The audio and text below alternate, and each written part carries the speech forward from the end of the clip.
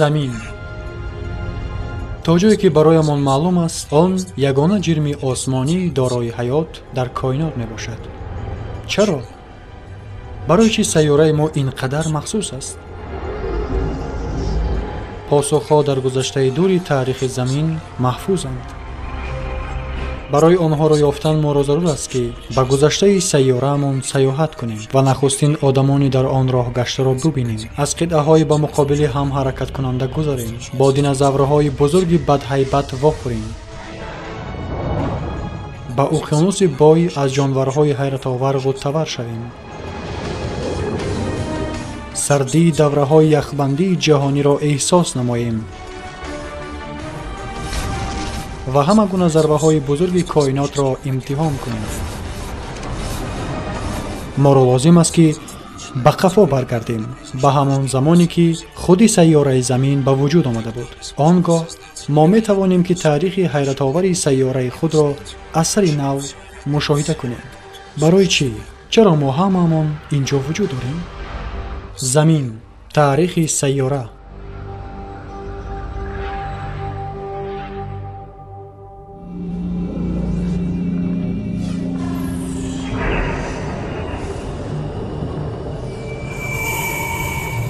سیاحت ما قریب 5 میلیارد سال مقدم آغاز می‌یابد. ولی چنین بودنش غیر امکان است.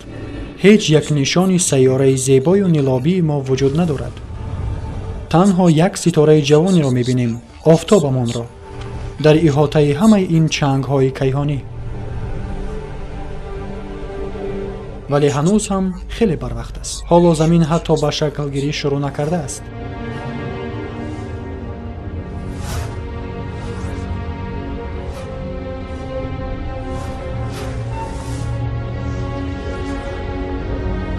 کمی بعدتر ما می‌بینیم که چگونه قوه جاذبه باعث با هم برخوردن چنگ و شهاب پاره‌ها می‌گردد. به نظر حیرت آور می‌نماید که چگونه می‌تواند یک جرم مرکب چون سیاره تنها از سنگ و چنگ به وجود آمده باشد.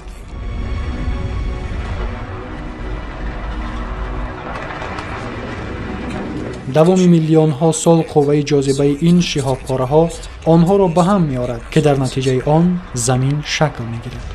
با حساب کمترین یکی از صدها سیاره در اطراف آفتاب چرخ زننده.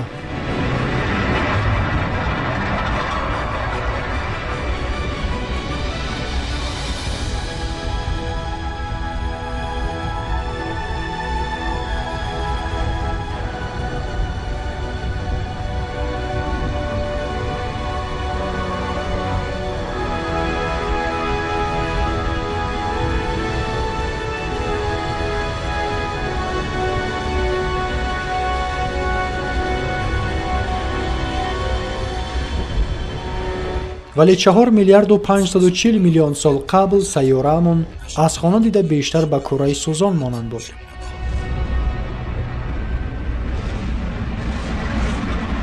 در نزدیکی حرارت گرمی از نشانداد 1200 درجه سلسیوس می‌گذرد. هوا نیست. تنها گاز دو اکسید کربن، آزوت و بوغ آب.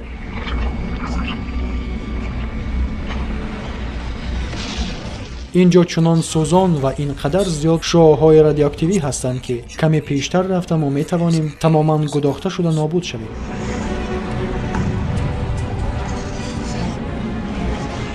کره سوزانی اساساً از سنگپاره‌های آسمانی ترکیب یافته در حالت مایع است. قسمت بالایی سخت قریب که نیست، تنها بحر بی‌سرحدی گدازه.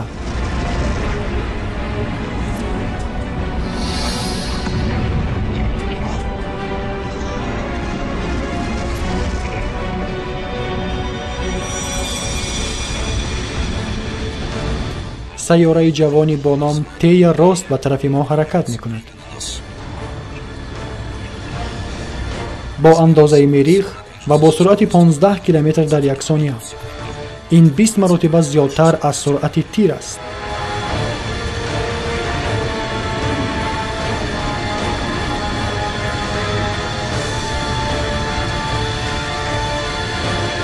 قوه بزرگ جاذبه تیا سطح سیاره را به طرف خود جذب می‌کند.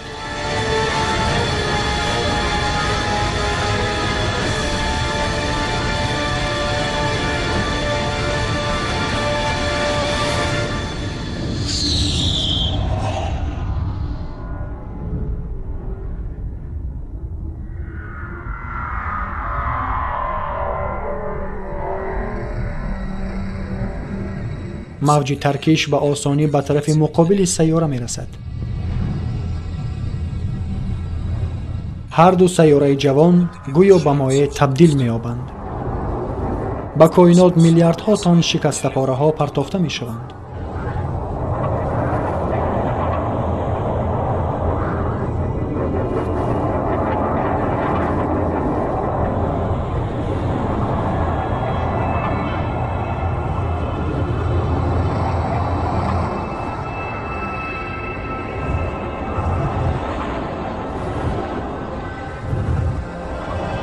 اما همگی در دوامی 1000 سال قوه جاذبه معجزه را به وجود آورده، شکسته پاره ها را به حلقه حاصل شده از سنگ و چنگ تبدیل داد که اطراف زمین دور میزنند.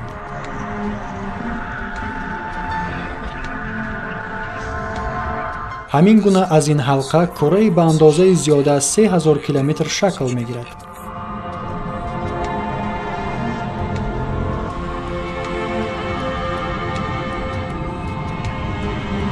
ما پیداشوی ماهتابمان را مشاهده میکنیم.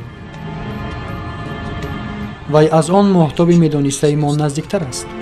نه 384467 کیلومتر، بلکه تخمین 22000 کیلومتر.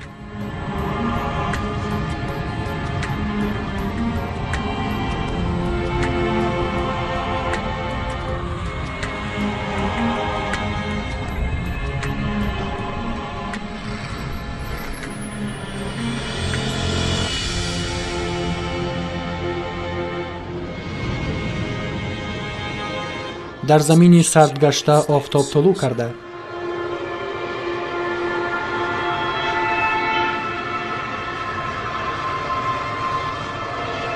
همگی پس از 3 ساعت باز غروب می کند. با سبب برخورد بزرگ حرکت زمین سرعت گرفت تا حدی که تمام شبانه روز همگی 6 ساعت ادامه می یافت.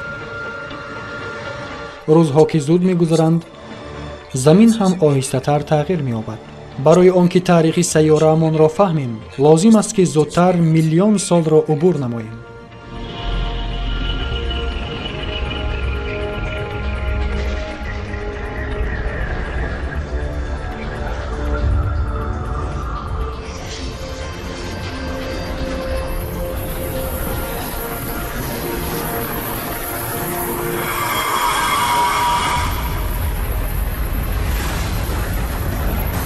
باران‌های شهابی.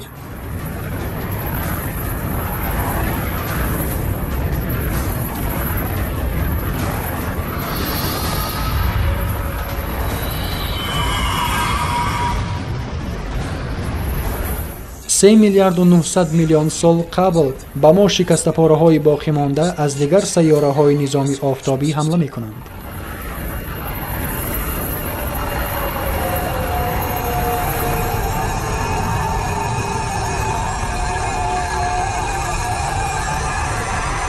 به این کریستال های عجیب داخل شهاب پاره ها نگرید. آنها به ذره های خرد نمک مانندند. در داخل باز قطره های ناچیز آب.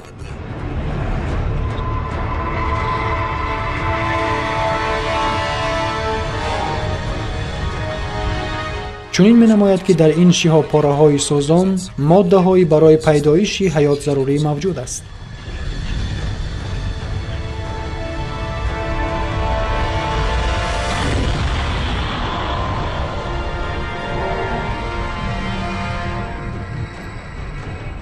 در شهاب پاره ها تنها یک قسمت کمی آب است، اما آنها به زمین علاقه 20 میلیون سال باز ضربه میزنند. در نتیجه کلها به وجود می آیند. آب در خاک سرد و سخت گشته جمع می شود. یادرای زمین همان در حالت مایع باقی می ماند. قسمتی بالایی باشد به حد 70-80 درجه سردی رسیدگی نمود که این در نوبت خود به پیدا شوی کوه ها باعث گردید. در آینده شاید ما این آب را به خاطر رفع تشنگی نوشیم. هر یک قلط، هر یک کلمک، هر یک قطره آب در هر یک اقیانوس میلیاردها سال دارد. و شاید که آن برای تا به ما رسیدن داخل شهاب پاره ها میلیون ها کیلومتر را طی کرده باشد.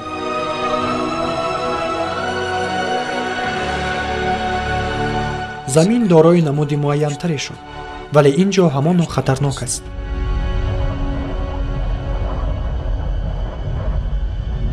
سرعت شمال، سرعتی از همه گردباد معاصرترین ویرانکار را می‌گذرد.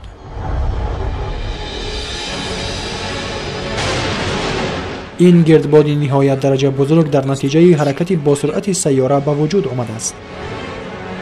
با سبب به زمین نزدیک بودن تاثیر قوه بزرگ جاذبه ماهتاب ناگزیر است و این موجهای بزرگ آب را که سطح تمام سیاره را سیر می‌کنند به میان می‌آورد.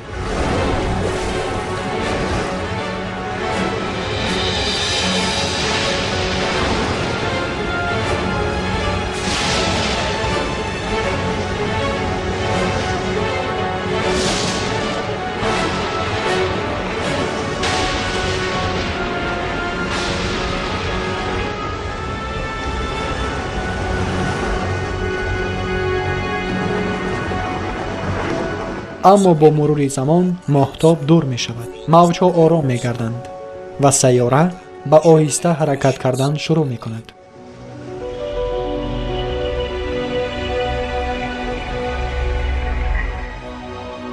پس از 700 میلیون سال تولد زمین، سطح آن را آبی حیات بخش فرا گرفت. ولی نه تنها. آنجا باز چیز دیگر هم هست. جزیره های خرد خرد. چنین می نماید که آنها از هیچ چیز به وجود آمدند.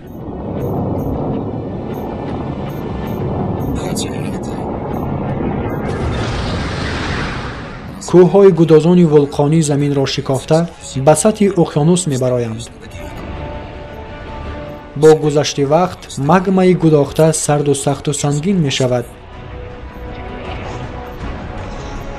که در نتیجه جزیره های ولکانی پیدا می گردند. همین گونه این جزیره ها پیدا می شوند. در آینده آنها به هم آمده نخستین قطعه ها را به وجود خواهند آورد. در زمین نوتشکل یافته آب و خشکی وجود دارد. وی به آن سیاره‌ای که ما خانه‌اش می‌خوانیم موافق‌تر شد. ولی اتمسفر اینجا همان دارای ماده‌های رادیواکتیو است. گرمی طاقت فرسا حکمران میباشد. هیچ کس اینجا زنده نمیماند.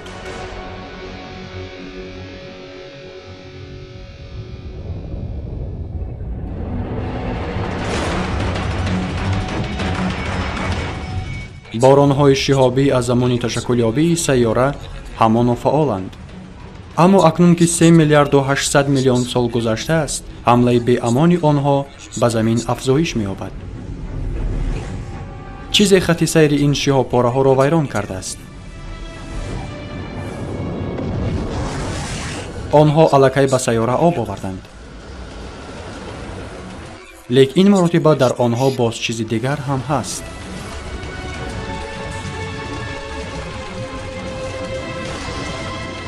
خنک شده شهاب‌پاره‌ها ماده‌های مینرالی‌شان را خارج می‌کنند و از عمق کائنات ماده‌های دیگری کیمیایی سفیده، کربن و امینوکیسلات‌ها را با خود به زیر اقیانوس می‌برند.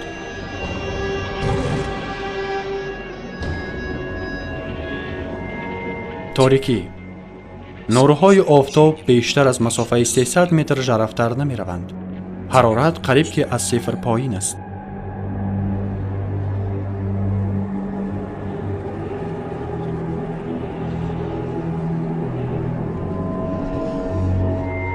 احتمال این فریبی نظر باشد.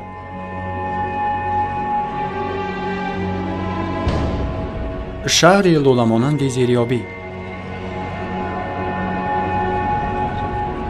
این دود نیست.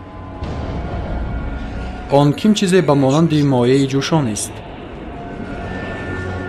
آب اقیانوس با ترخیش‌های پیدا شده به قعر زمین وارد می شود و با مگمای گدازان آمیخته گردیده به بخار تبدیل می یابد که هنگام خروج با خود گازها و ماده‌های دیگری مینرالی را به بیرون می برآورد. همین طور این ماده از ترکیب‌های کیمیایی بای به اقیانوس پرتافته می شود و محض آن سببگار پیدا شوی چنین مناره‌ها می گردد. با این باز تمام ماده‌های دیگری کیمیایی از شهاب‌پاره‌ها حاصل شده را وارد کنید. آب مایع مرکب کیمیایی شد. دانستن این که چگونه و کی غیر امکان است. ولی این ماده های کیمیایی چگونه که نباشد با هم آمیخته گردیده حیات را به وجود آوردند. آب اکنون از چنین ارگانیسم های خرد بای گردید. این باکتریا های یک حجیره نخستین شکل های حیات به وجود آمده در زمینند.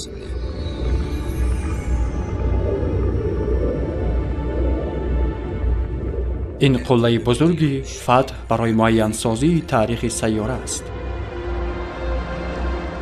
ارگانیسم های خرد رشد و نمو می‌یابند.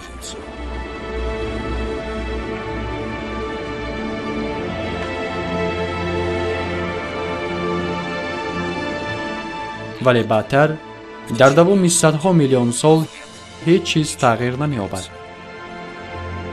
هیچ گونه پیشروی نیست. هیچ گونه قدمی استوار و سازنده به نظر نمی رسد. یگانه شکل حیاتی وجود داشته این همون باکتریا های یک حجیره اند. برای آنکه ما شکل های مرکب ارگانیسم ها را ببینیم، ما را لازم است که به آینده سیاحت کنیم، به 3.5 میلیون سال پیش به منطقه شیری اقیانوس.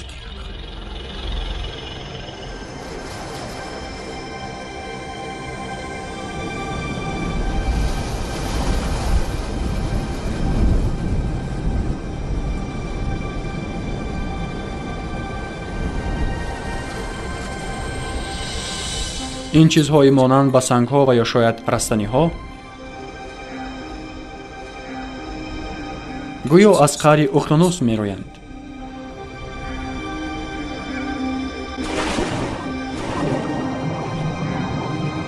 همه آنها کوه‌های پرباکتریاند.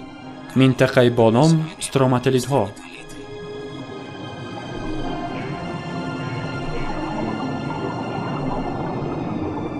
چون معجزه این باکتریا ها نورهای آفتاب را به مواد غذایی تبدیل می دهند. این جریان با نام فتوسنتز قوه روشنایی آفتاب را برای تبدیل دادن گاز کربن و آب به گلوکوز استفاده می برد. فرمولای عادی قند، همانی را که ما در قهوه استفاده می بریم.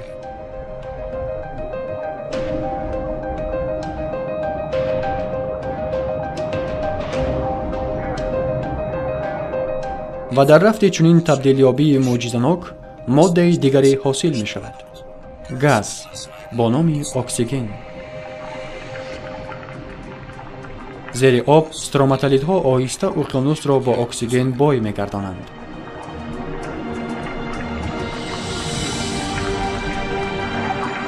اکسیژن آهنی در ترکیب آب بوده را به زنگ تبدیل می دهد که در قعر اقیانوس جمع شده کوه‌های از ماده آهن بای را به وجود می آورند. زمانی ما این ماده را برای ساختن پل‌ها، کشتی‌ها و مناره‌ها استفاده خواهیم برد.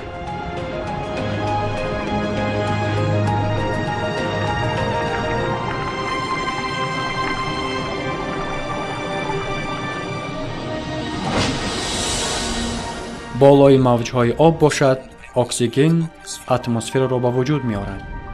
این استروماتلیدها یگانه و مهمترین عنصر به وجود آورنده حیات را حاصل می کنند. به آنها قریب که هیچ یک ارگانیسم زنده پایدار مانده نمی توانست. هر نفس نوبتی را ما به شرافت این منطقه های انبوه باکتریا ها می گیریم.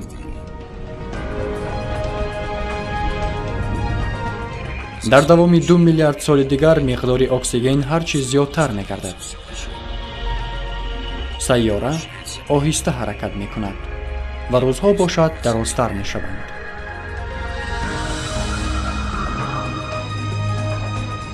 اکنون آنها نه کم از 16 ساعت طول می کشند. طوری که معلوم می گردد برای به وجود آیی سیاره وقتی اندکی صرف نمی شود. 1.5 میلیارد سال مقدم پس از 3 میلیارد سال پیدایش زمین هنوز هم هیچ گونه ارگانیسم های مرکب، هیچ گونه رستنی ها، هیچ گونه دینوزورها و هیچ گونه آدمی وجود ندارد. ولی زمین صاحب قدرت است که هیچ یک سیاره ندارد.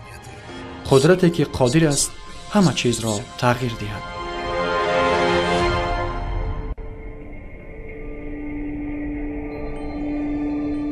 سیاره ما زیبا و نیلابی و آرایافته با جزیره های ولکانی است. 1.5 میلیارد سال مقدم اینجا ارگانیسم های ساده ترین زندگی می کردند.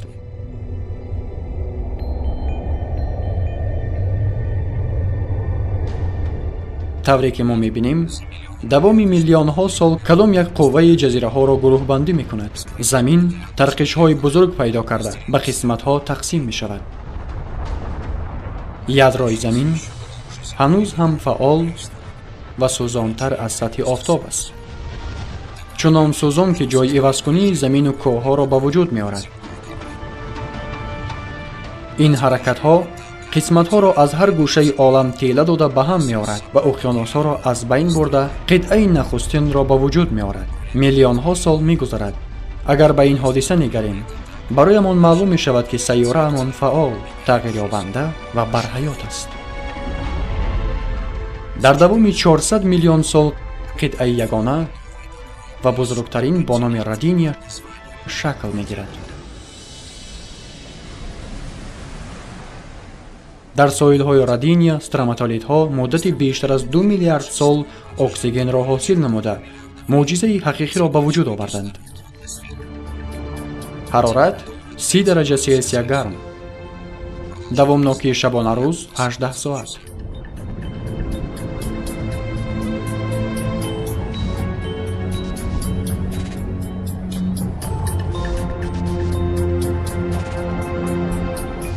вале ин аз замин дида бештар ба миррих монанд аст.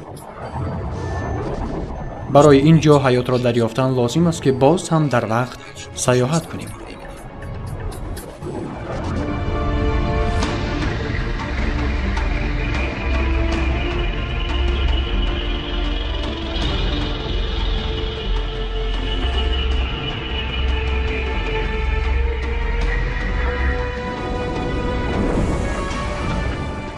штати Вашингтон 750 миллион сол пеш.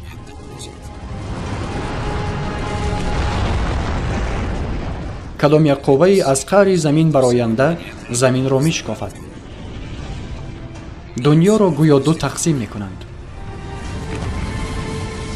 танҳо як қувва ба ин қодир аст. гармӣ аз қаъри замини гудозон хориҷ шуда вай таҳкурсии заминро суст карда ба тарафҳои муқобил тела медиҳад. сол ба сол, сантиметр ба сантиметр қитъаи ягонаю бузургтарин ба ду қисмат ҷудо мешавад.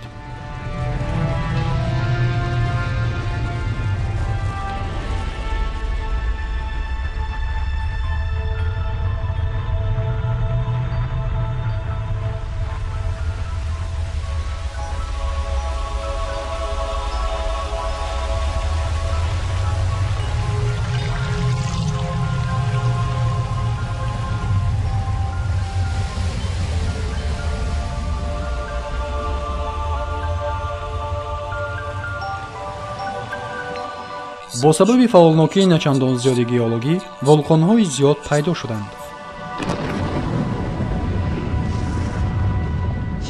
ва онҳо миқдори зиёди гази диоксиди карбонро ба атмосфера хориҷ мекунанд. ҳама ҷойро дуд ва газ иҳота кардааст.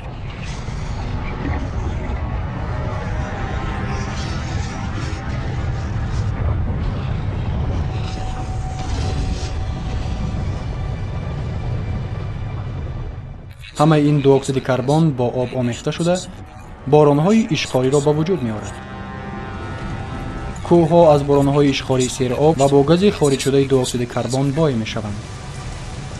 ҳоло дар замин қаторкӯҳҳои хеле зиёд вуҷуд доранд, ки дар натиҷаи бархӯрди ҷазираҳои хурд ба ҳам пайдо шуда буданд. онҳо чунон зиёданд, ки тавони дар худ нигаҳдории тамоми гази диоксиди карбони хориҷшударо доранд.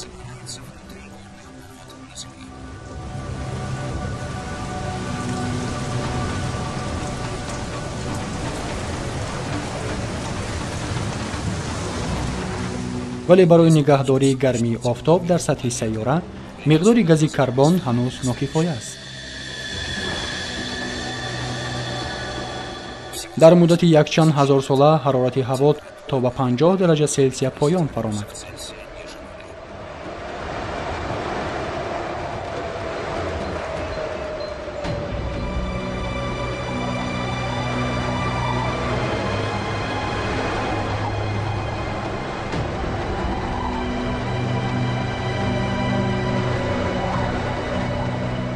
ин замини сармозодаи холӣ австралияи ҷанубӣ аст. 650 миллион сол муқаддам. оғози давраи замини барфак, тавре ки онро чанде аз олимон ҳамин гуна ном мебаранд.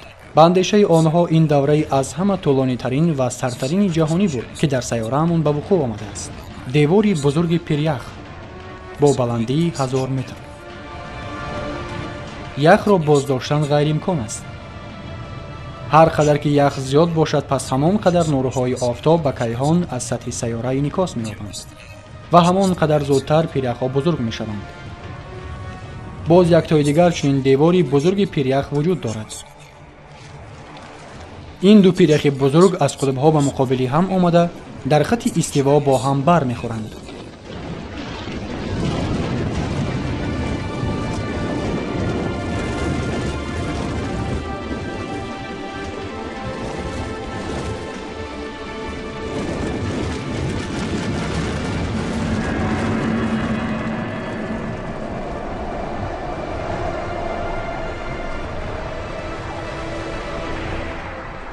ва тамоми сайёра дар зери пиряхи бузурги ғафсияш 3 километр ниҳон мешавад.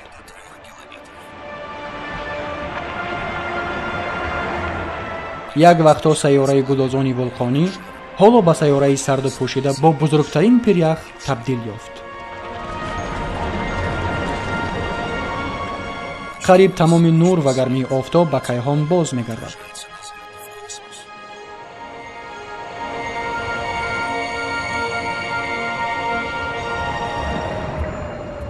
аммо ин гуна вазъият идома ёфта наметавонад. ҳатман бояд чизе заминро аз асорати ях наҷот диҳад. оё организмҳо зери ях зинда мемонанд агар ин ба амал ояд? шояд. сатҳи сайёра сард аст, аммо ядро ҳамоно аз офтоб дида сӯзонтар мебошад.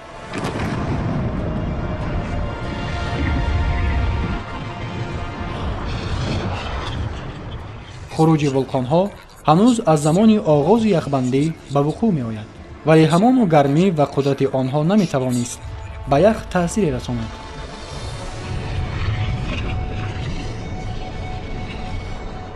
вулқонҳо миллиардҳо тонн гази дуоксиди карбонро ба фазо мепартоянд. то давраи бузурги яхбандӣ қисми зиёди гази дуоксиди карбонро кӯҳҳо захира мекарданд. ҳоло бошад вақте ки онҳо бо ях иҳота шуданд, дигар ҳеҷ чизе нест ки ин газро фурӯ барад ва он акнун дар атмосфера захира мешавад.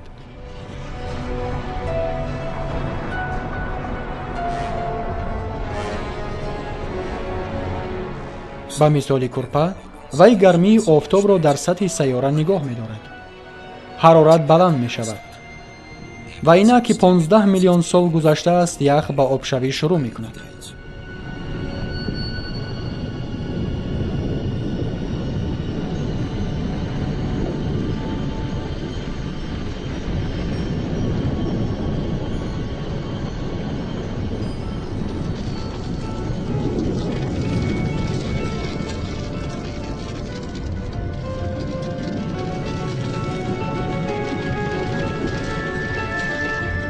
чунин назар аст ки дар давраи замини барфак яхи вазнин заминро ба зер тела медод ва ҳоло ки он об мешавад, замин дубора боло мебарояд, ки дар натиҷаи ин ҷойҳои сусту ковок маълум шуда ҳарчи зиёдтару зиёдтар вулқонҳо ба вуҷуд меоянд.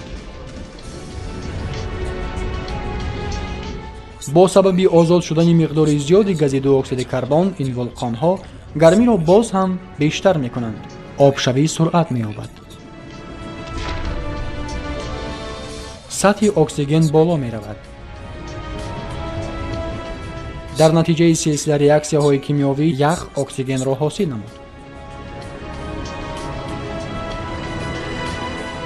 то вақте ки сайёра ях карда буд, нурҳои ултравунафши офтоб бо молекулаҳои об дар ях баръякс рафта боиси ба вуҷуд омадани моддаи нави мураккаби кимиёвӣ аз оксиген бой гардиданд — периоксиди ҳидроген.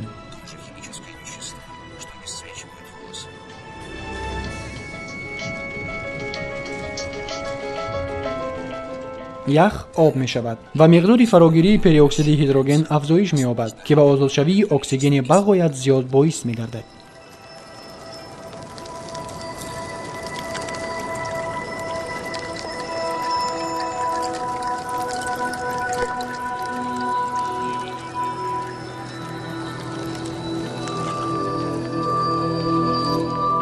زمین بیدار می شود. لیک هولو اینجا تماما تغییر یافته است.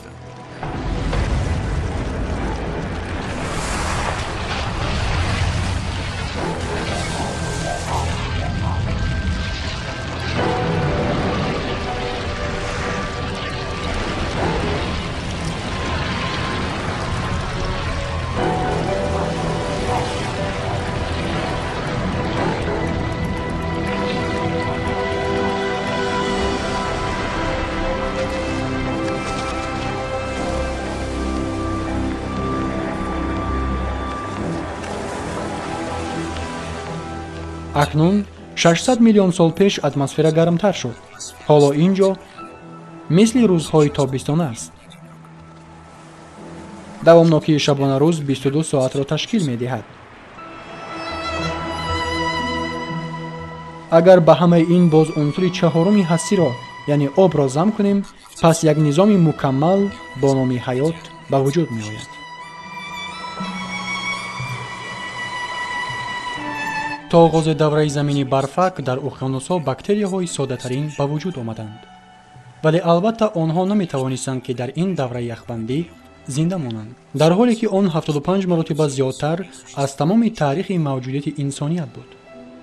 اگر با احتمال چیزی زنده مانده باشد هم، پس آن را می توان تنها آنجایی که آخرین مرتبه نشانه‌های حیات به مشاهده رسیده بودند واخورد.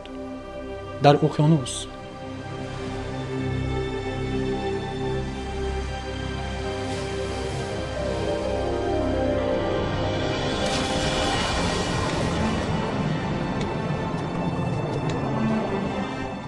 و اینک 540 میلیون سال مقدم در اقیانوس بوی شده از اکسیژن تحولات این باکتریاها به عمل آمد. مقداری نچندان زیادی آنها میبایست که دوره بزرگ یخبندی را پس سر نمایند.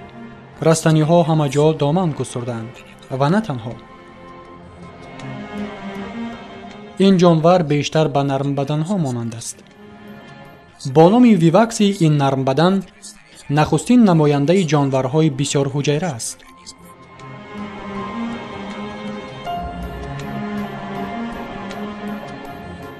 ما به یکی از روندهای فعالترین در تاریخ زمین وارد می شویم. به دوره ترکش کمبری. با شرافت سطح بلند اکسیژن در اقیانوس، جانورهای زنده بزرگتر می شوند. در آنها استخوان‌بندی بدن تشکل می یابد. کرم و اسفنج‌های بحری پیدا می شوند. و آنها تریلابیدها هستند. نسل خیلی دوری حشرات‌ها به مانند خرچنگ بحری و حتی کژدم‌ها.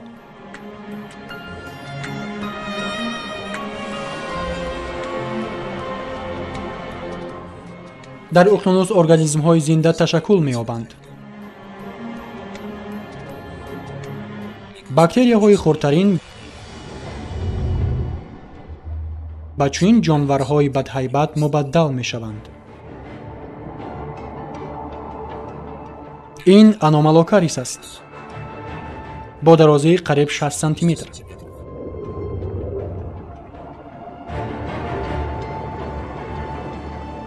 با چشمانی بزرگ او با دندانهای تیز و دراز و تاب خورده اش نگرید.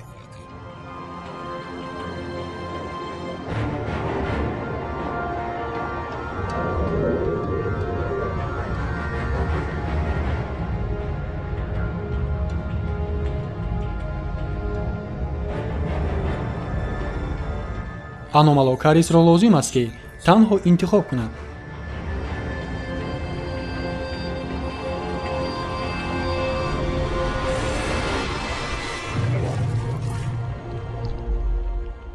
تریلابید رها یافته نمی‌تواند. پشت نرمش محافظت نشده است.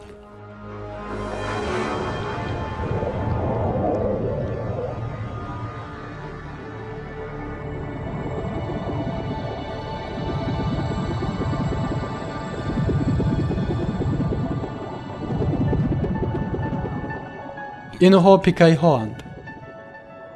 با درازی قریب 5 سانتی متر، آنها شاید نخستین جانورهای ستون مهره‌دار در تاریخ باشند. давоми миллионҳо сол ин шакли оддитарин ба сутунмуҳрае табдил хоҳад ёфт, ки ба мо имкони рост истоданро медиҳад.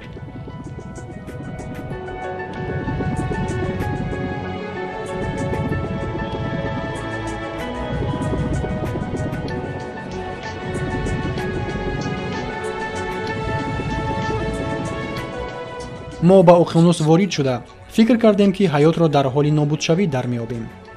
аммо баръакси ин ба маконе омадем, ки пур аз намудҳои гуногуни ҳаётист. он ҷое, ки трилобитҳоро дигар ҷонварҳои ваҳшии обӣ томаи худ мекунанд. ва дигар мавҷудоти зинда бошад, шакли бароямон ошноро мегиранд.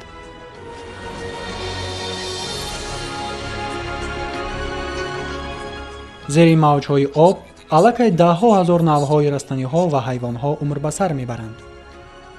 чунин менамояд, ки ҳаракати ҳаётро дигар боздоштан ғайриимкон аст.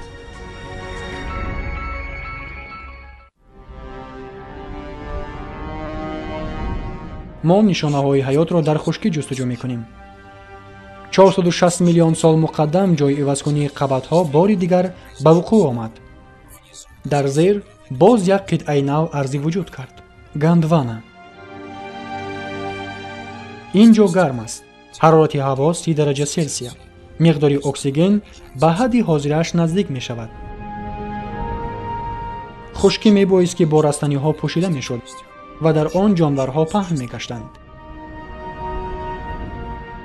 вале ин ҷо қариб ки ҳеҷ чиз нест ғайр аз минтақаҳои алоҳидаи обсабзҳо.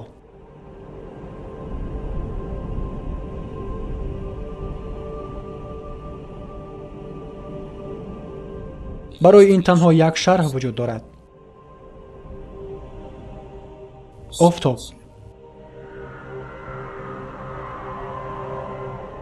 вай сатҳи заминро бо радиатсияи марговар фаро гирифтааст. организмҳои мураккабе, ки мо дар уқёнус дидем, дар хушкӣ ҳеҷ имконияте барои зинда мондан надоранд.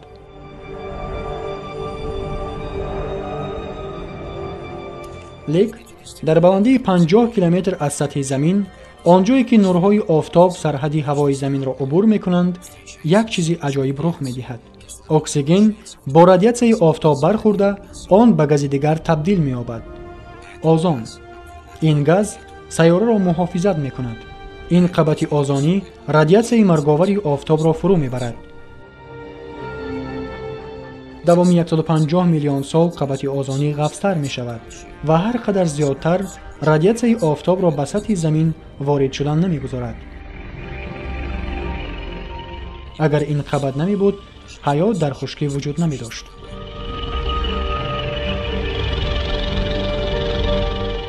акнун организмҳои зиндаи ҳифзшуда аз радиатсияи офтоб рушду нумӯ меёбанд.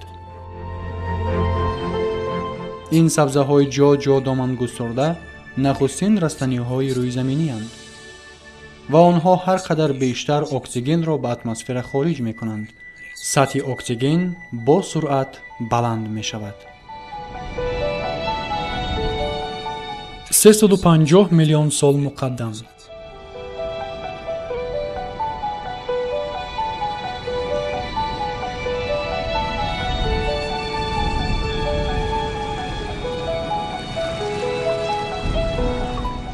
он ҷо дар об чизе ҳаст ва он ҳаракат мекунад. шино мекунад.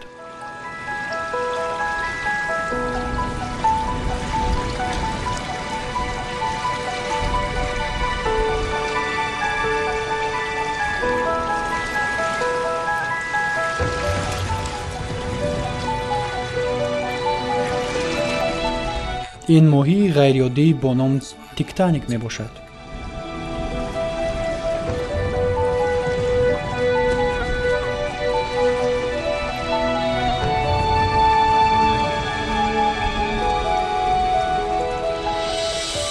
гарданаш ба ӯ имкон медиҳад, ки худро боло бардорад.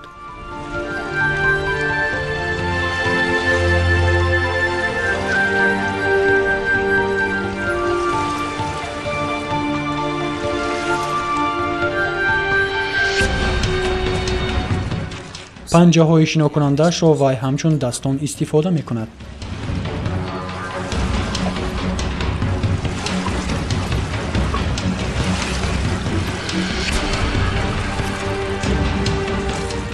او از آب بیرون می شود. به جای می براید که مقدار زیادی رستنی و درختان در حال سبزیش قرار دارند.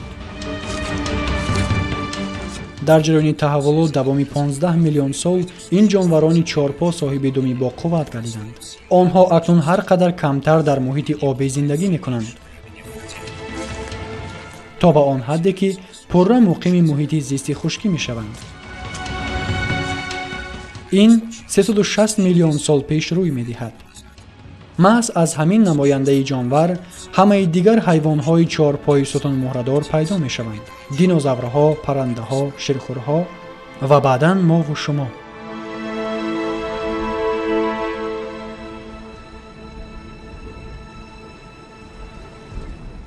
با کجایی که ننگریم چنین رستنی‌های درختمانند را خواهیم دید. بعضیش به حساب کمترین 30 متر بلندی دارند. این تخمی است که با تاثیر باد پهن می‌گردد. تا به حال رستنی‌ها دگرگونه افزایش می‌یافتند.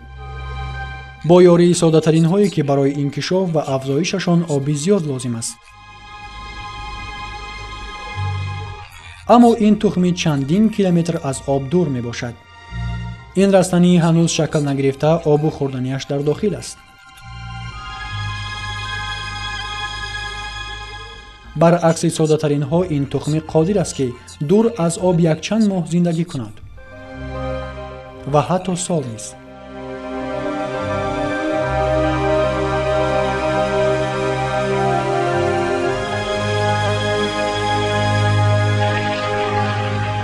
تخمی خردکک حیات را روی زمین پهن می کند و همه این رستنی و درختان هر قدر زیادتر اکسیژن را به اتمسفر خارج می کنند.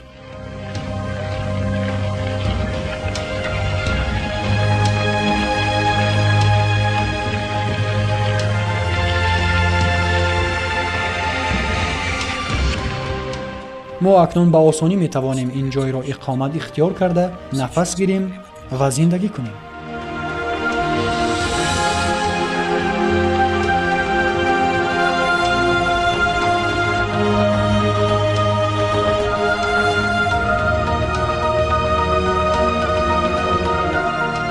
ما راهی زیادی طولانی را پس سر نمودیم، از کوههای گدازان ولکانی تا به دوره سبزیش و انکشاف و تحولات.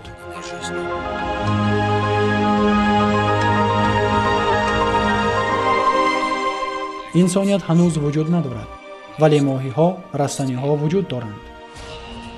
و این هم. این استریکازه است. استریکازه به اندازه خود. این بزرگجسته را میگانیورها می نامند.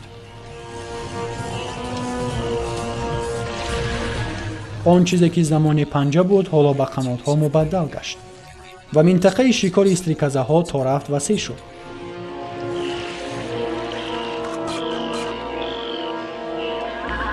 آنجایی که بسیار پایها، عنکبوت‌ها و دیگر نمودی حشرات‌ها عمر به سر میبرند. این جانوری با نام چیلپای از زمره اولین موجودات زنده خشکگرد بود. آنها الکی صدها میلیون سال باز وجود دارند و مثل حشرات‌هایی هستند که امروز گاهی در حوالی و کوچه ها به نظر ما میرسند. اما یک فرقیت بزرگ وجود دارد. به مانند میگانیورها آنها وحشی‌اند. ما به دنیای بزرگجسته ها وارد شده ایم. با آنجایی که درازی چیلپای ها به چندین متر می رسد و عقرب های با اندازه گوناگون. همه اکسیژن باقی مانده در اتمسفر امکان می دهد که شش های این جانور خوبتر فعالیت کرده محیط را آزاد کنند تا جسم آنها انکشاف یابد. مانند به کلتکلاس ها، بانان، گلانان. همه آن موجوداتی را که شما تا به حال دیدید تخمهایشان را در آب می‌گذاشتند. ولی در این تخمها همه ماده‌های لازمه برای نوشیدن و خوردن موجود است. جانورک‌های نو در جایی که همه چیز لازمه برای انکشاف یافتن موجود است به پایان می‌رسند. تخم این قدم تحول انگیز بزرگ است.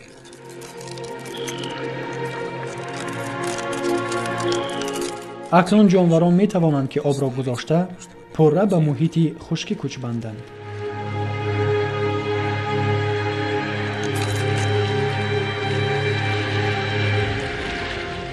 دوره نوی تحولات را این بچه گیلانام راهبری می کند. این نمود نوی حیوان خشکیگرد است. رپتیل.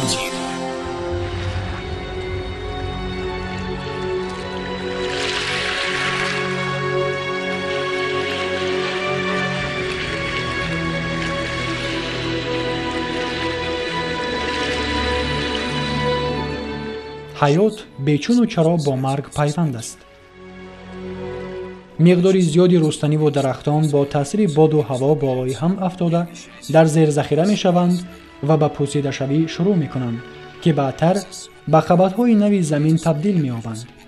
مدت صدها میلیون سال این قبض‌ها سخت و سنگین می شوند. گرمی یدرای زمین و فشار هوا این قبض‌های نوی پوسیده را به ماده فایده آور مبدل می گرداند. تمامی انگشتی که امروز ما می سوزانیم تا خانه‌هایمان را گرم کنیم و ایستگاه‌های اتمی را به کار درآوریم از رستنی و درختان ترکیب یافته است که هنوز 300 میلیون سال پیش روی هم افتاده پوسیده بودند.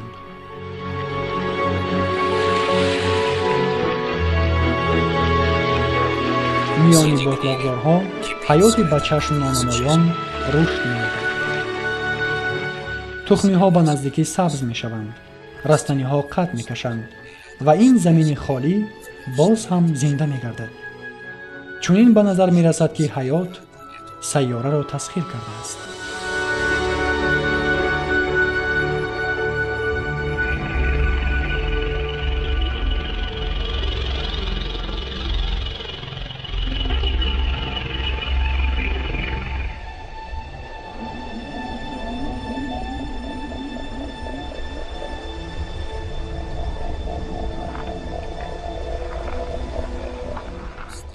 قبیله موجودات زنده در منطقه سیبیر مسکن گرفتند. اینها دینозاور نیستند. حالا آنها در زمین به حساب کمترین 20 میلیون سال بعد پیدا می شوند. ولی آنها بزرگند. تحولات یک قدم استوار به پیش گذاشت. آن کلتکلاس هایی که ما پیشتر دیده بودیم به رپتیلی های بزرگ تبدیل یافتند. اینها سکوتازاور هایند. نماینده نسل قدیمی سنگ پشت ها. خوراک آنها رستنی ها است. اگر این علفخورها چنین بزرگ جستند، پس درنده ها باید در برابر این خیلی خشمگین و واهم‌انگیز باشند. این گرگانوس است. نخست نمود جانوری درنده.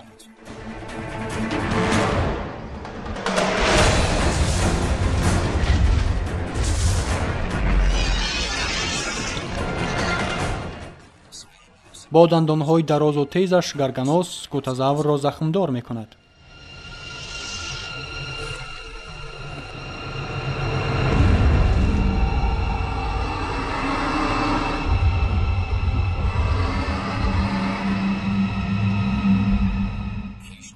درنده انتظار می شود تا که صیدش با تلف خونی زیاد بی‌حال گردد.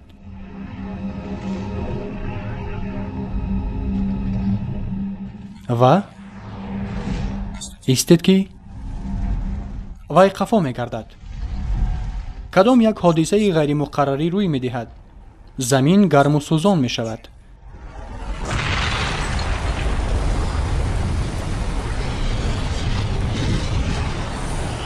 زیر زمین ممکن است که فشار زیاد باشد.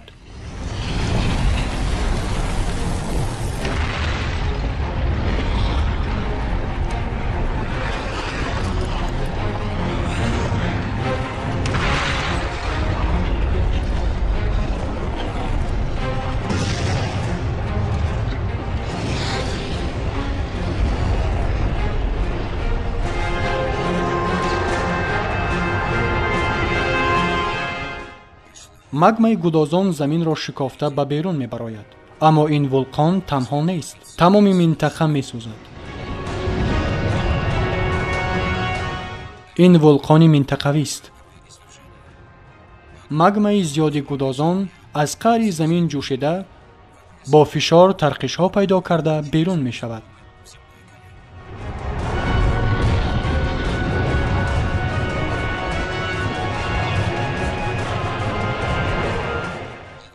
سرزمینی زیبای و برحیات به منطقه گرم و طاقت فرسا و آری از مخلوقهای جاندار مبدل می گردد. سکوتازورها و گرگناسها هلاک می شوند. آنها اولین قربانی بزرگترین فلاکت سرتاسری در زمین روی داده می باشند. فاجعه پرمی.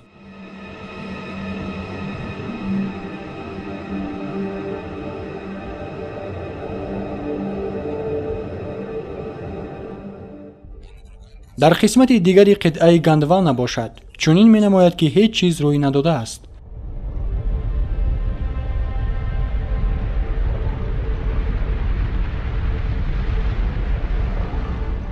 برف می بارد. هرچند که حرارت قریب 20 درجه گرم است. این برف نه، بلکه خاکستر است. پرتافت ولکان‌های 16,000 کیلومتر دور بوده از اینجا.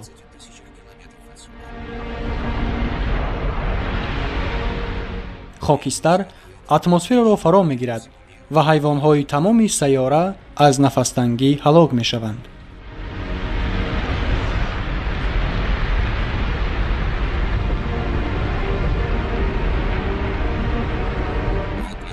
به اتمسفر با سبب فلاکت طبیعی مقدار زیادی گازی سولفور پرتافته شد. باران می‌بارد و گاز به باران کیسلوتگی تبدیل یافته همه موجودات زنده صدی راحت شده را نابود می‌کند.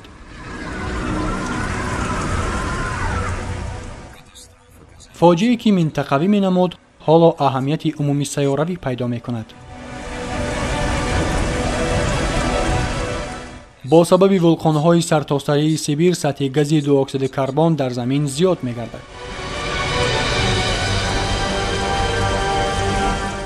اتمسفر گرمتر می‌شود. آب بخار می‌گردد. رستنی‌ها نابود می‌شوند. چنین می‌نمود که حیات نهایت صاحب متکا شد.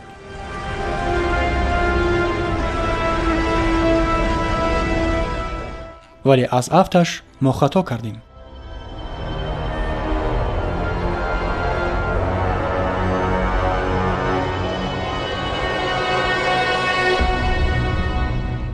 در خشکی نشانه حیات نیست. اما در اقیانوس چی؟ این غیر امکان است. رنگ اقیانوس گلابی می شود.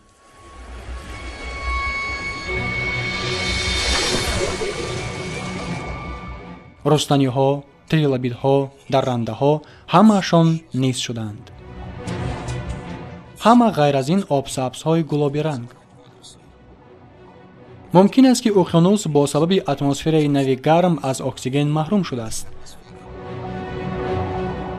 و اکنون در آب ناروان تنها آب سبز ها امکان زنده ماندن دارند. خروج ولکان های سیبیر تمام سیاره را دیگر می کند. همش را، حتی چخورترین منطقه های اقیانوس جهانی را. نگاه کنید، حبابچه ها.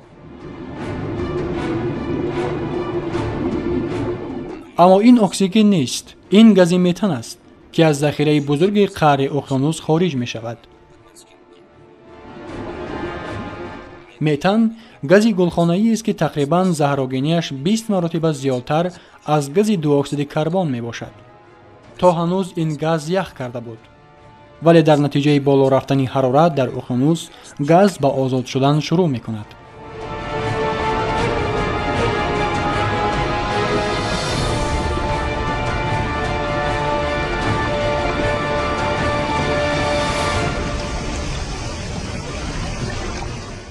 گازی به اتمسفر آزاد شده حرارت هوا را باز هم بلند می بردارد. قریب تا 40 درجه سلسیوس گرمی که این 6 درجه زیادتر از آن است که تا خروج ولکان های سیبیر بود.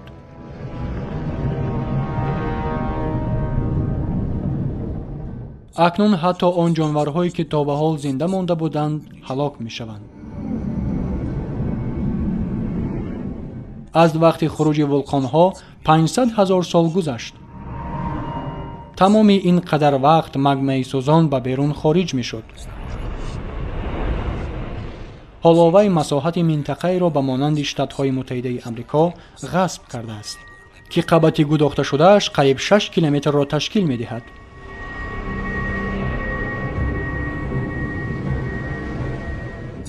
%95 تمام موجودات زنده هلاک شد. تنها یک مقدار ناچیز جانورهای زنده ماندند که زمین را کافته هر چیزی نسبتاً خوردنی را فرو میبرند.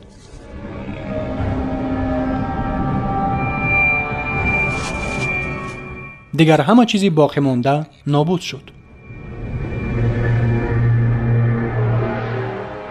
250 میلیون سال مقدم همش به همون دوره برگشت که از آنجا آغاز یافته بود، به سیاره مرده و بی حیات. قریب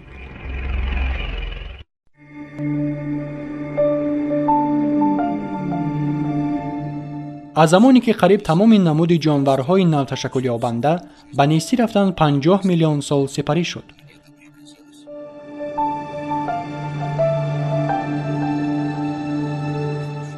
سیاره تغییر یافت. ما به 200 میلیون سال قبل برمیگردیم. تنها یک قطعه بزرگ با نام پنگه باقی مانده است که از یک قطب به قطب دیگری زمین دامنی خشکی گسترده است.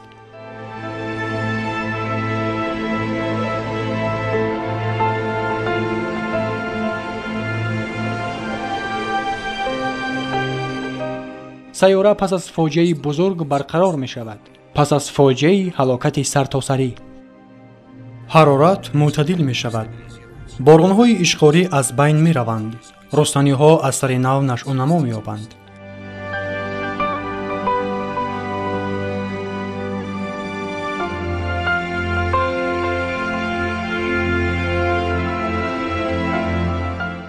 %95 موجودات زنده زمین نابود شدند و از این رو برای تشکل نمود نوی موجودات برحیات جای ماند.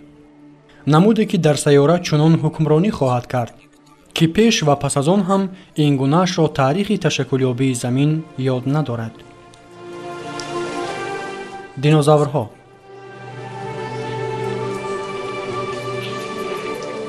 این دینوزاورها را آمازاور می نامند. چون دیگر دینوزاورها آنها از مقدار نچندان زیاد رپتیلیاهایی که فاجعه پرمی را پس سر نموده بودند به وجود آمدند. با سبب گردن 4.5 مترشان آنها با آهستگی حرکت می کنند و خیلی نازکند. دیلوفازاور دویمش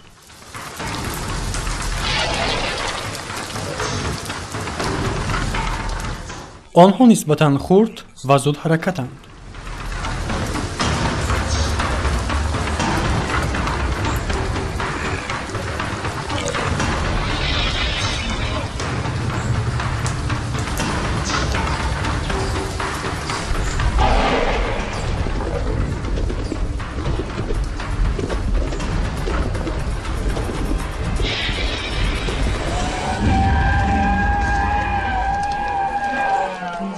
دیلوفازاور خرد تنها خودش یک آمازاور بزرگ را خورده نمیتواند، اما دو تاش بله.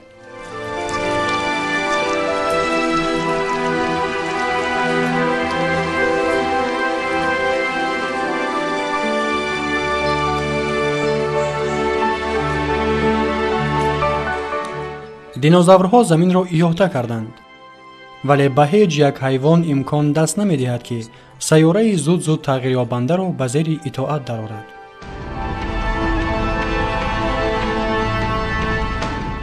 اینجا قشر زمین آزاد شده مگمای سوزان را آزاد می‌کند. زمین لرزه‌ها زیاد می‌شوند. چنین می‌نماید که کدام یک قوه زمین را به دو طرف تیله می‌دهد. این همچنین با ساحل شرقی امریکای شمالی نیز روی می‌دهد.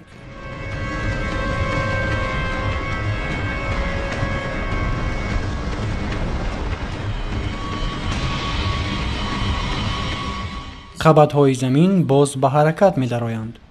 190 میلیون سال مقدم تقسیم شوی قطعه بزرگ پنگه آغاز می‌یابد.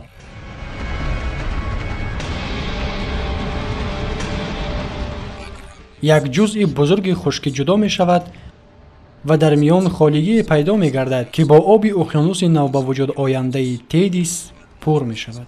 زمان اینجا منطقه شرق نزدیک خواهد شد. бо тавассути мавҷи оби соҳил ва ҷараёни оби уқёнус маводҳои ғизоӣ ба минтақаҳои дар оянда Арабистони Саудӣ, Ироқ ва Эрон меоянд, ки дар ин баробар маводҳои ғизоӣ миллионҳо моҳиро ба худ ҷалб мекунанд.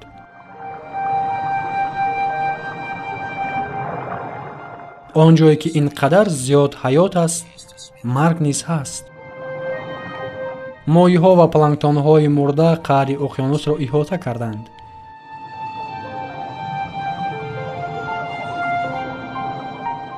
дар 10 миллион соли наздик ин мавҷудоти мурда дар қабатҳои кӯҳу теппаҳо нигоҳ дошта мешаванд.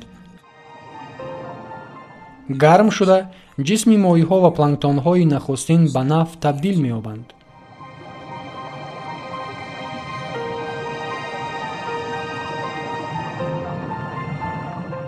ҳар як литри сӯзишворӣ дар нақлиётамон буда, ҳар як пораи пластикаи дар сайёра, ранги дар девори хонаҳоямон, гилими зери поямон буда ва ҳатто собуне ки мо шустушӯй мекунем қариб ҳамааш ба ҳамин минвол ба вуҷуд омаданд.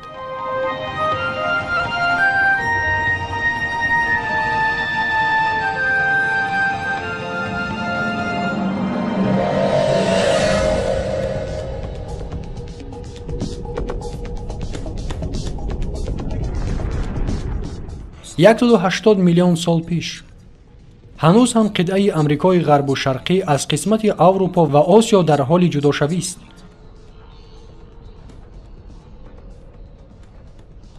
ин ҷараён хеле оҳиста аст. дар як сол он тахмин ба андозаи 2.5 сантиметр васеъ мешавад. бо ҳамин суръат нохунҳои мо дароз мешаванд.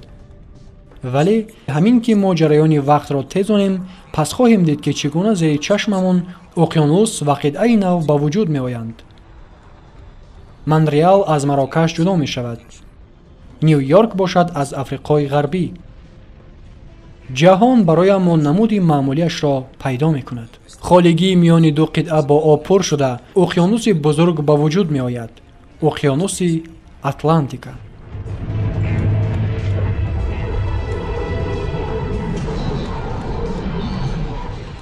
ва дар байни он вулқон. мо аллакай ҳамҷояшавии қабатҳои заминро медонем ва ҳамчунин медонем ки онро ҳаракати қижраҳои замин ба вуҷуд меорад. ин ҳодиса ҳоло он ҷо ҷараён дорад.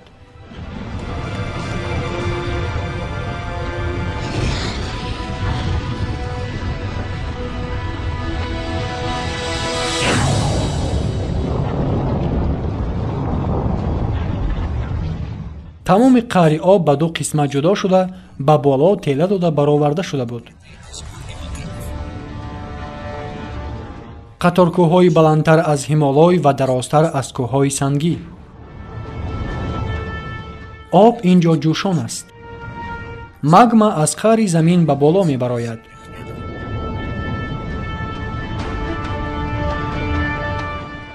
хунук шуда магма боиси пайдоиши қаторкӯҳҳои вулқонии нав дар қаъри нави уқёнус мегардад.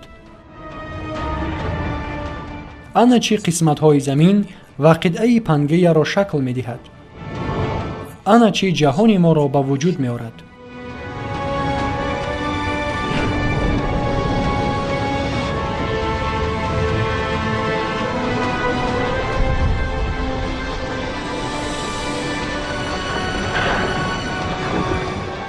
ҳамин фаъолнокии геологист ки заминро ноором, эҷодкор ва бемисл мегардонад. ҳар маротибае ки сайёра худро бори дигар кашф мекунад, организмҳои дар он мавҷударо зарур аст ки ба он мутобиқ шаванд ва инкишоф ёбанд.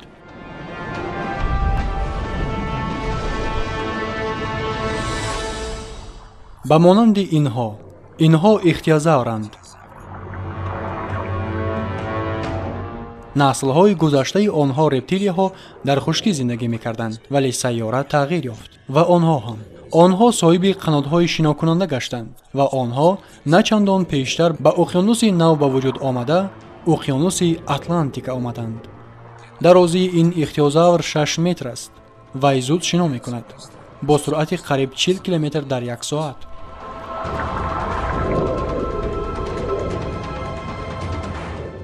ҷонвари аз ҳама тезҳаракати уқёнус, аз ҳама даррандатарине ки дар уқёнусҳои замин давоми 50 миллион сол ҳукм меронд.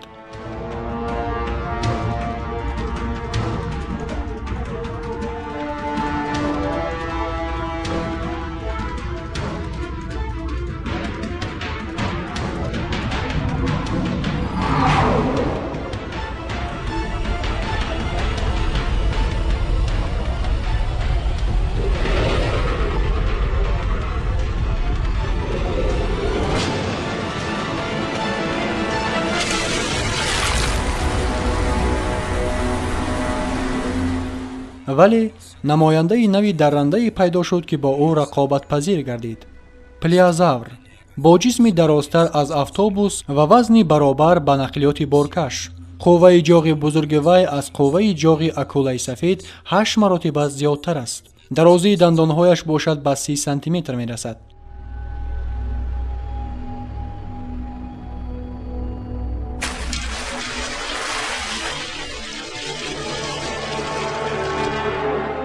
замин ва ҷонварҳои онро иҳотакунанда ба таври шинохтанашаванда тағйир ёфтанд.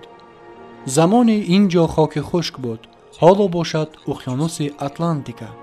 ма аз ҳамин ҷо истода мо мушоҳида мекардем ки чӣ гуна амазаврҳо мечариданд ва чӣ гуна дилофазаврҳо сайдашонро пайгирӣ менамуданд. мумкин аст ки дунёи динозаврҳо дигар шудааст, аммо чун ҳамешагӣ ин ҷо ҳанӯз ҳам онҳо ҳукм меронанд. чунин менамояд ки онҳо мағлуб нашавандаанд.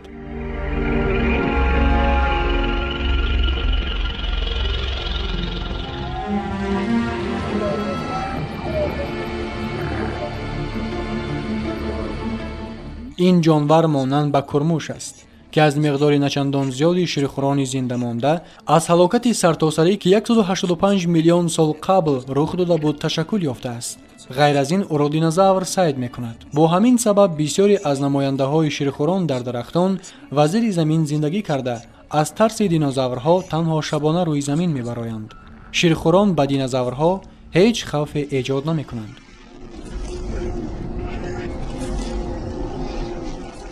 ҳеҷ чиз дар замин ба бартарии онҳо шубҳа карда наметавонад.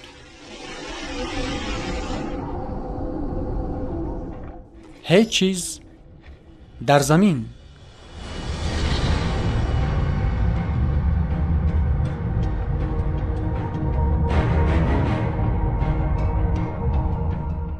ин пораи кӯҳмонанде аз коинот аст.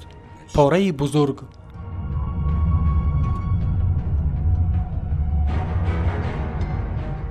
қутри ин астероид қариб ба 10 километр баробар аст.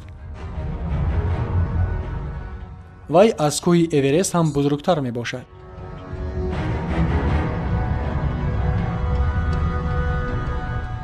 ва он бо суръати зиёда аз 70 000 километр дар як соат ба тарафи замин ҳаракат дорад.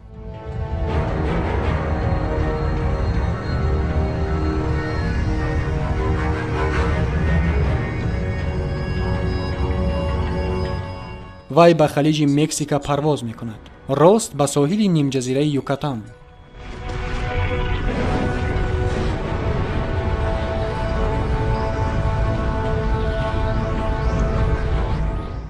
вай чунон бо суръат ҳаракат мекунад ки мижа зада мо дидани лаҳзаи бархурдро аз даст медодем. албатта агар ки вақтро оҳиста накунем. дар як мижа задан ҷаҳон ба таври ҳамешагӣ тағйир меёбад.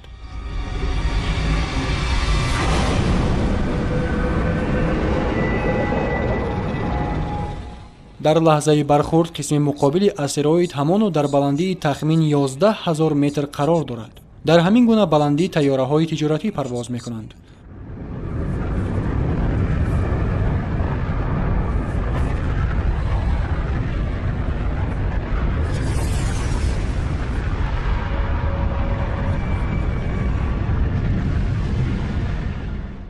астероид бо чунон қуввае бар мехӯрад ки ҳама чизи зераш мондаро нобуд месозад. ҳатто худи астероид дар камтарин лаҳза гудохта шуда шикастапораҳояш ба ҳар тараф пош мехӯранд.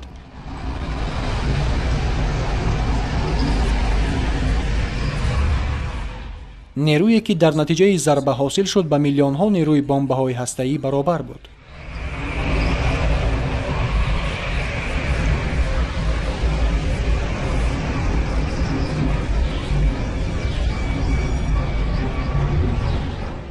مکان‌های بی خطر باقی نمانده است، حتی در چنین بلندی‌ها هم. برخی از این سنگپاره‌های پران به مساحت محله‌های بزرگ اهالی نشین برابرند.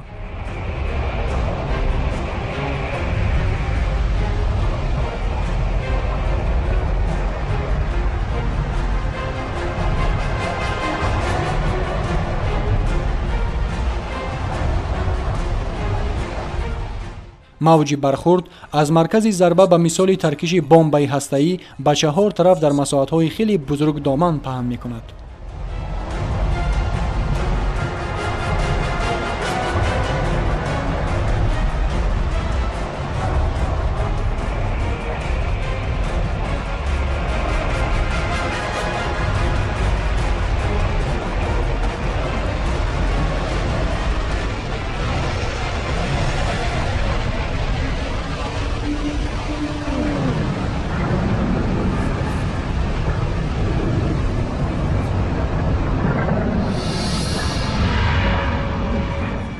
دقیقه پس از برخورد هزارها کیلومتر دور از جای افتش استروید زمین از هر طرف تحت حمله قرار می‌گیرد. آن را گله سنگپاره‌های پران گویا تیرباران می‌کنند. از زمین لرزه‌های با شدت سیاره به فلاکت‌های زیاد دیگر روبرو خواهد شد. در منطقه های نزد ساحلی طوفان و آبخیزی ها به اوج عالی خود می رسند.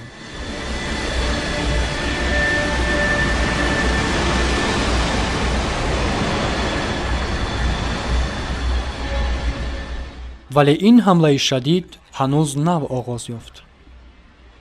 مگمای جوشان ولکان های خروج کننده، شمال سوزان و چنگ سرتاسری به حد نهایی رسیده، طوفان و گردبادها و آبخیزی های بزرگ کره زمین را فرا می گیرند. یک و یک باره سطح گاز دو اکسید کربن چنان بلند شد که گرمی آفتاب سوزانتر و آسمان از گرمی زیاد جمع شده در سطح سیاره رنگ سرخ را گرفت.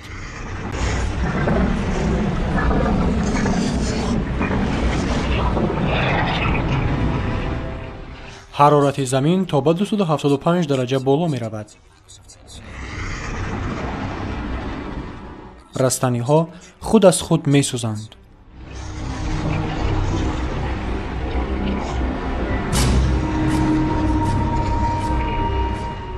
با گذشت یک چند ماه پس از ضربه دو خاکستر همان راه نورهای آفتاب را می گیرند. نور آفتاب اکنون کم است و رستنی ها نابود می شوند. جانورانی آنها را استعمال کننده باشند به هلاکت می رسند. در حالی چنین حمله شدید تصور کردن دشوار است که چگونه چیزی تواند زنده ماند.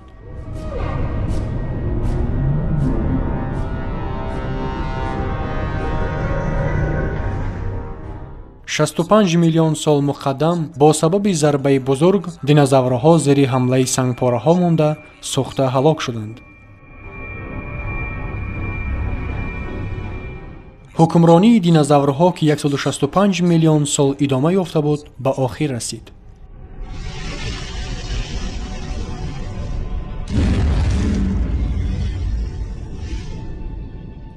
اما هلاکت دینозاورها این امکانیت زندگی نمود دیگر است. شیرخوران زیر زمین زندگی کرده آنها جان به سلامت بردند. آنها خوشبختانه زندگی کرده همه چیز و هر آنجا که لقمه یافتند می‌خوردند. نمودهای دیگری جانوران باشند از روی زمین نیست و نابود می‌گردند.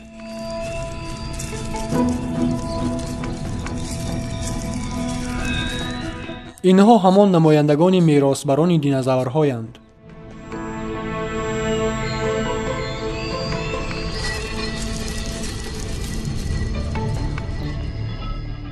یک دوره تاریخ به انجام می رسد و دوره دیگرش آغاز می یابد.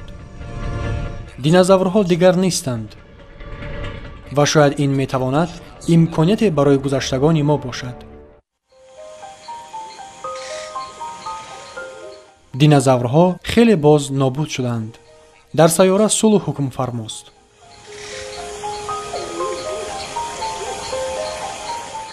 дар ин ҷаҳони нав таҳаввулоти наслҳои гузаштаамон ҷараён дорад.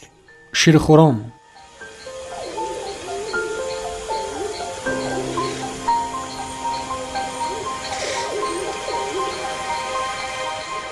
ин кӯл дар ҷое ки замони олмон ба вуҷуд меояд, шояд беҳтарин маконе буд барои дарёфти боқимондаҳои 47 миллион сол қабл.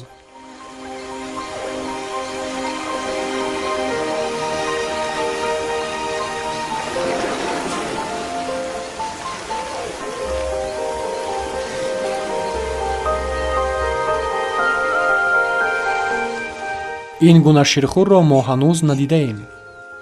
вай ҳам чашм ва ҳам майнаи сари бузург дорад. ин махлуқи дарвинӣ аз мессел ва ё худ ида аст.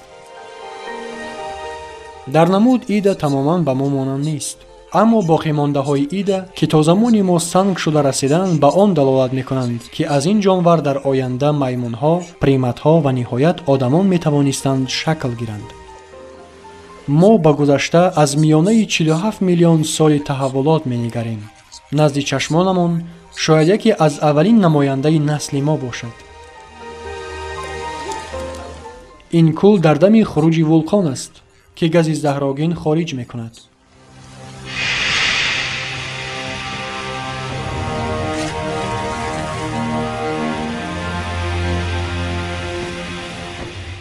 кӯли идаро ба ҳалокат расонда онро дар қаъри беоксигенаш нигоҳ медорад.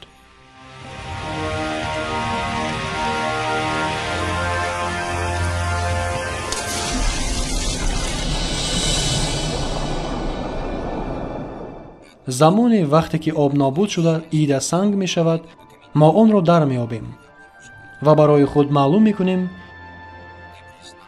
ки дар ҳамин ҷонвари оддии примат оғози таҳаввулоти мо наҳуфта аст. оғози зиндагии инсоният.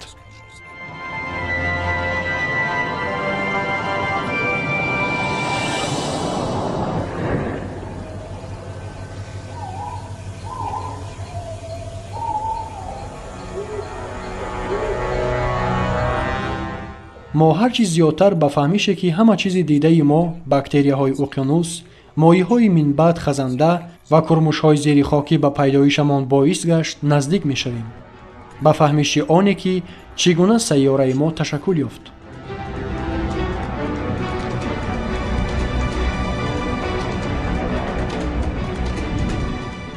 چهل و 7 миллион сол қабл. атмосфера хеле зиёд атмосфераи имрӯзаро ба ёд меорад. ҳарорат ба 24 дараҷа гармӣ баробар аст. давомнокии шабонарӯз андак камтар аз 24 соат. замине ки мо ба он нигоҳ мекунем, қариб ки аз он сайёрае ки мо хонааш мехонем фарқе надорад. қариб.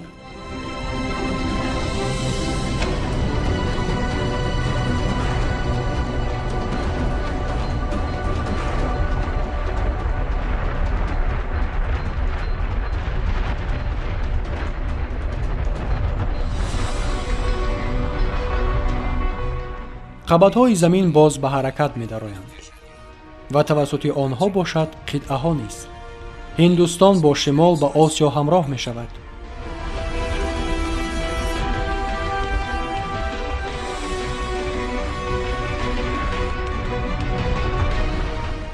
қитъаҳои осиёву ҳинд ба задухурди шадид дучор меоянд.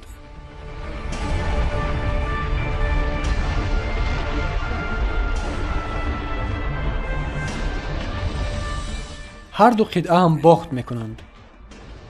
ҳар ду қитъа ҳам зеру забар мешаванд. он чизе ки замони қаъри уқёнус буд ба ҳадди 2.5 километр аз сатҳи баҳр баланд мешавад.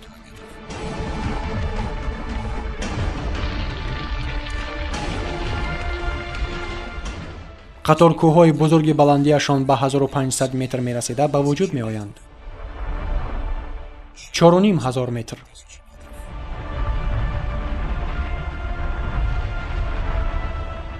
акнун зиёдтар аз 8000 метр.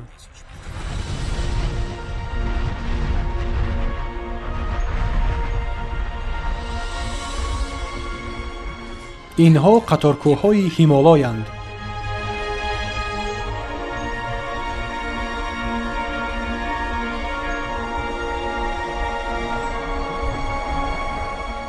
و این باشد کوهی بلندترین اورست.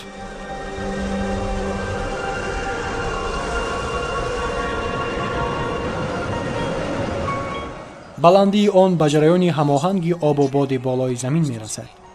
дар ин гуна баландӣ тайёраҳои мусофиркашон парвоз мекунанд.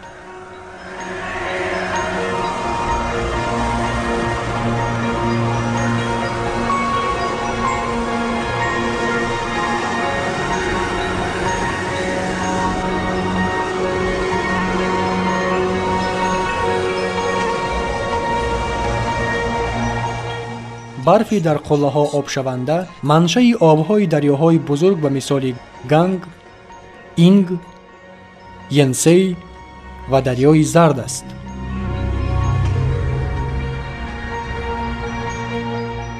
ҳимолой он чун бурҷи бузурги захираҳои обист. замони он ба тавассути дарёҳо қариб нисфи аҳолии заминро бо оби ошомиданӣ таъмин мекунад.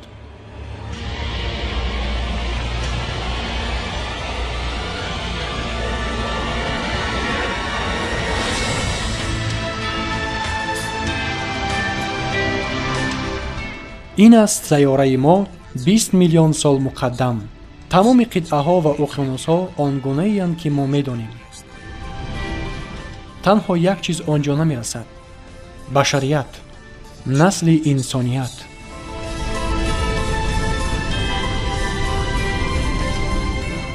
барои пайдоиши инсон лозим аст ки он ҷо як чиз тағйир ёбад.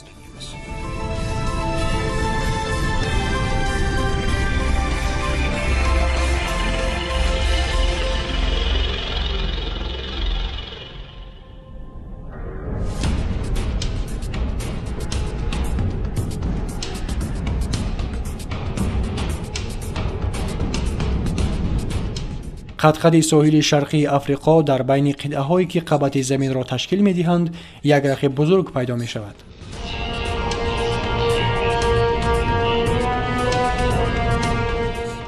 ин хат ба андозаи 6000 километр тӯл меёбад.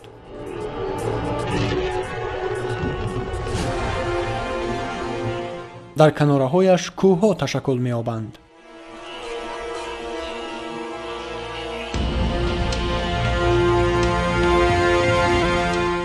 ана он ҷо. чунин менамояд ки ин примат одам нест. вай метавонад дар ин дарахт ба таври ҳамешагӣ зиндагӣ кунад, аммо ҷаҳони вай тағйир меёбад.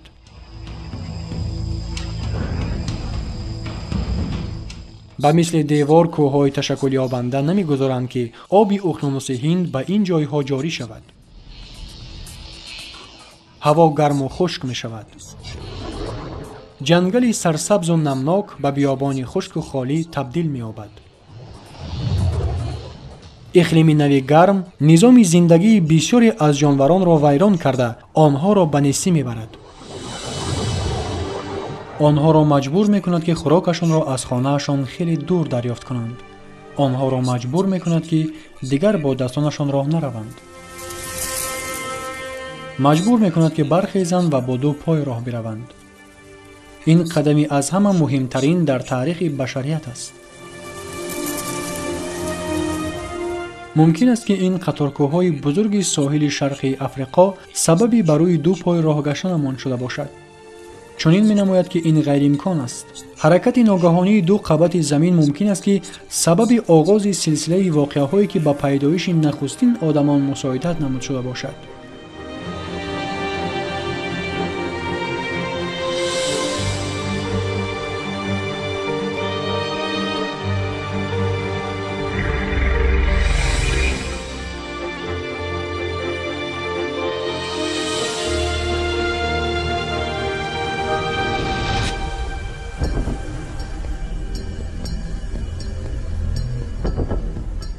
одам ва фарзандаш. дидани ин гуна саҳна дар замони мо низ имконпазир аст, аммо ин 1.5 миллион сол қабл аст. ин намояндаи одами қадимист. آدمی راسترونده. و اینها باشند نخستین ایزی پایهایند که به ایزی پای ما خیلی مانندی دارند. تمدن گذشته و امروزه، هر آن کس که زمان زندگی کرده بود، بزرگترین اختراعات و از همه فکرهای سازنده ترین، تاریخ انسانیت با همه مرکبی و بزرگیش از همین جا و از همین وقت آغاز می شود.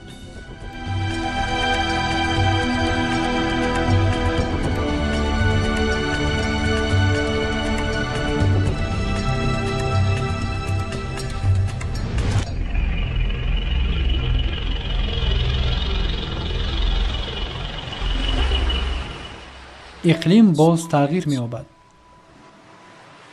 70,000 سال مقدم سطح آب بحر پست می فراید. راه آبی میان عربستان و افریقا تا به 13 کیلومتر نزدیک می شود. چقوری بحر سرخ کم می شود تا به حدی که آن را این گروه آدمان از افریقا می گذارند. اینها نمایندگان نسل‌های بعدتری آدمند. آدم شعورش ترقی یافته.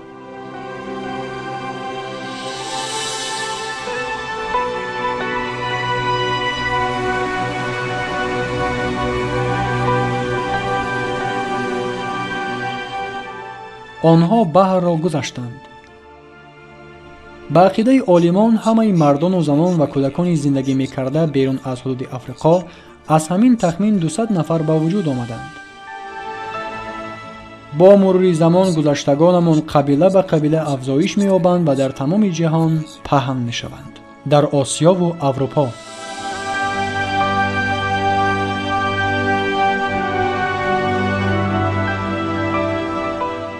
ولی زمانی که آدمان به طرف شمال حرکت می‌کنند، از جنوب دیواری بزرگ یخ می‌آید.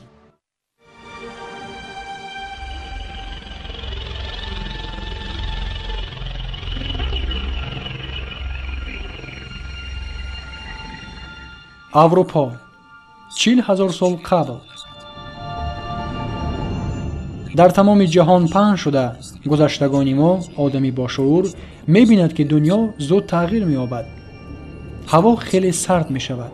حالا وقتی که گرمی تابستان باید در اوج باشد، رستنی‌ها با یخ پوشیده شدند و دریاها باشد یخ کردند.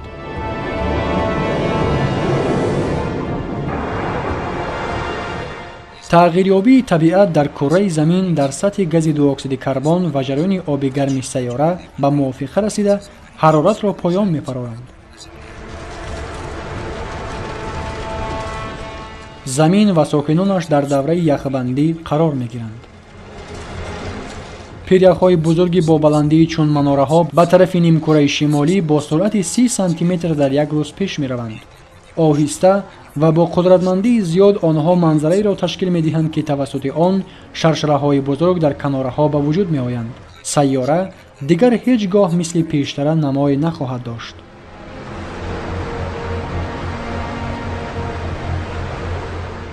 و اینک تخمین 20,000 سال پیش آنها باز می‌ایستند. قسم زیادی نیمکره شمالی با پیریخ قفسیش تا 2.5 کیلومتر پوشیده شده است. تریلیون ها لیتر آب در شکل یخ محکوم شدند و سطح آب بحر باز هم پست می فراید.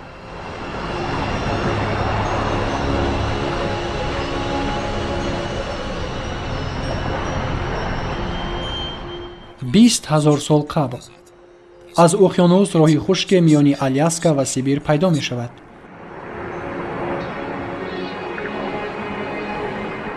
این کپروک بین دو قطعه بزرگ است. راهی که به توسطش آدمان از آسیا به دنیای نو می آیند، به امریکا. از همه قطعه های دیگر دیده آن را خیلی دیرتر کشف کردند و این آخرین مهاجرت آدمان به قطعه نو شد. آن جایها اولین امریکایی هایند.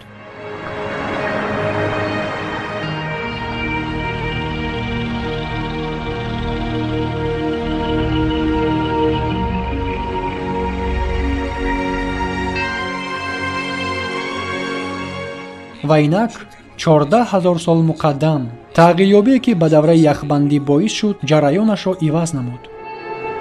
یخ آب شده الکی زمینهای نوی نیمکره شمالی را برایمان نمایش می‌دهد. پیریک‌ها منطقه‌های بزرگ پس‌خمیده زمین را به وجود آوردند که بعدتر با آب پر شده کل‌های بزرگ امریکای شمالی را تشکیل دادند.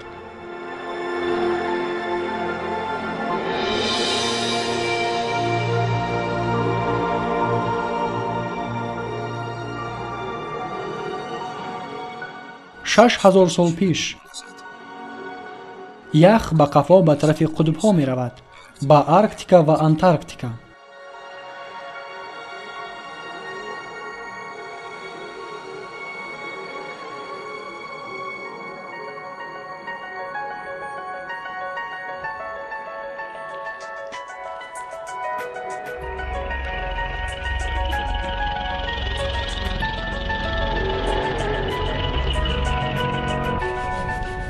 راهی 4.5 میلیارد ساله را طی کرده به خانه‌مان برگشتیم. این جهان ماست، زمان ما.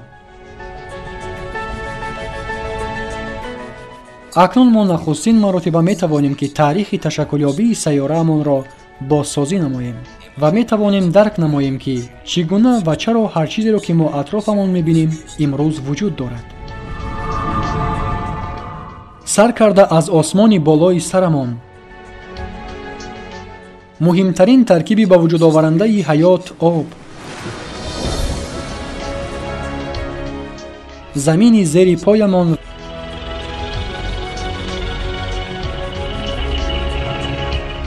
و نهایت جنبست با حیات. عکس العمل نشانرس سلسله حادثه های ناگهانی و فاجعه ها. هر یک برد و هر یک باخت این راه است به اینجا آورنده. هر یکی از ما و خودی حالا. ولی تاریخ زمین اینجا تمام نمی شود. بسیار چیزها رخ دادند، اما باز هم زیادتر رخ خواهند داد. زمین باز به حساب کمترین 4.5 میلیارد سال دیگر زنده می ماند.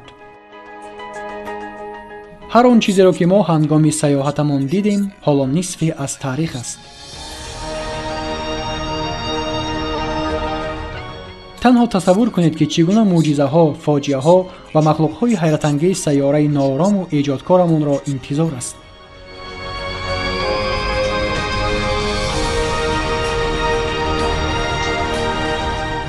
قسمت دیگری تاریخ زمین را در آینده هنوز لازم است که نوشت.